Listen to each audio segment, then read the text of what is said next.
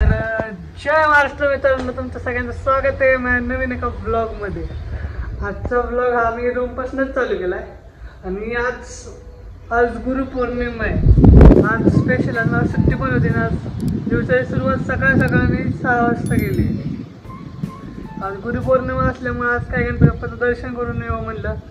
मग आजचा ब्लॉग कसं काय होतंय बघू. आज मला फर्स्ट शिफ्ट लागल्यामुळे आज दिवसभर झोपायचा प्लॅन केला होता, पण काय फर्स्ट शिफ्टची सवय पडल्यामुळे सकाळी 6, 6:30, 5लाच उठून बसले. म्हणलं आता उठलेस तर मग आवरून जावं सकाळ देवदर्शन करून यावं. तर मग बघू आजचा कसा ब्लॉग होते.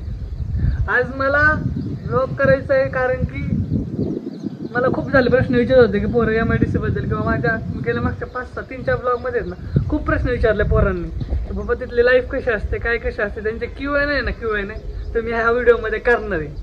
ह्या व्हिडिओमध्ये करेल नाही तर अजून कुठले तरी व्हिडिओ बनवेल त्याच्यामध्ये करेल. तर तुमच्या सगळ्या प्रश्नांचे उत्तर मी त्या व्हिडिओमध्ये देईल. तो व्हिडिओ शेवटपर्यंत नक्की बघा. Stay tune. तोपर्यंत आता रूममधला आवरतो. आता म्हटलं आवरतो, झाडून बिडून घेतो, देवपूजा करतो, गणपती मग मंदिरात जाऊ पाया पडायला. Let's continue vlog. As the hours pass, we're gonna do it all again. We wanna chase the night, wanna dance to the light, pull stars from the sky, just two hearts running wild. Never sleep, never stop, as we shout from the top. We're gonna be.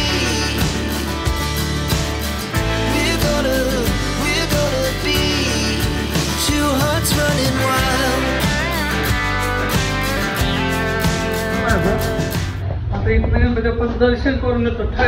थेट गणपती बाप्पा मंदिर तिथे गेलो, बोलू आपण बाकीचं. So let's continue blog बघायचं माझा. लयला का चिखल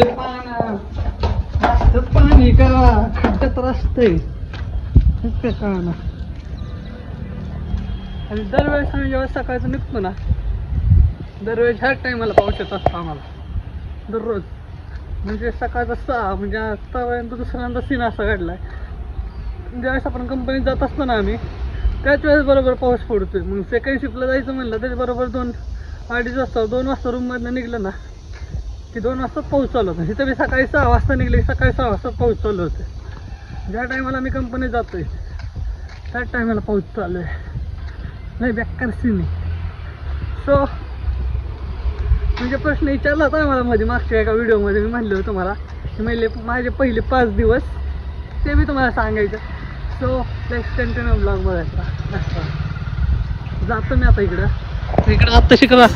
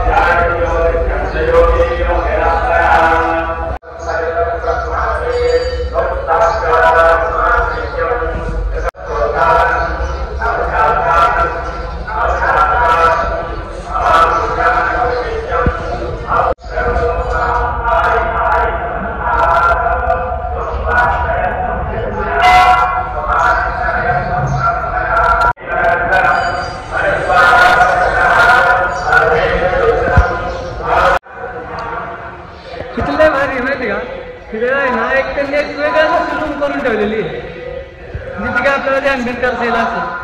म्हणजे आपल्या आतमध्ये मेन म्हणजे थांबता येत नाही तिथं उपासना करत. तर त्यांनी अशी एक रूम बनवून ठेवली तिथं अष्टविनायकची मूर्ती, अष्टविनायकांची मूर्ती केलेली सगळी 8च्या 8 अष्टविनायक आहेत. आणि मग तिथं ध्यान करता येईल असं. आता बाहेर अर्थवेद म्हणायला चालले तिथं मला अशा गोष्टी सगळ्या आवडतात. आता मी पण आता अर्थवेद म्हणायला येत आहे, पण थोडं पहिले येतात मला अर्थवेद. ते बघू काय म्हणतात मला. मी जेवढे होईल तेवढं मी सगळं करतो. तर तुम्ही ब्लॉग शेवटपर्यंत नक्की बघायचा. गुरुपौर्णिमा ही गुरुपौर्णिमा माझी खरं व्हायला लागलेली मला असं वाटतंय. आता मला सर्वात मोठे गुरु कोणतं म्हणले तर माझे मामा, माझी फॅमिली, माझे मित्र, माझी बहीण एवढेच माझे गुरु आहेत. काय नाही कंटिन्यू ब्लॉग मी तर आता विशेष म्हणालो.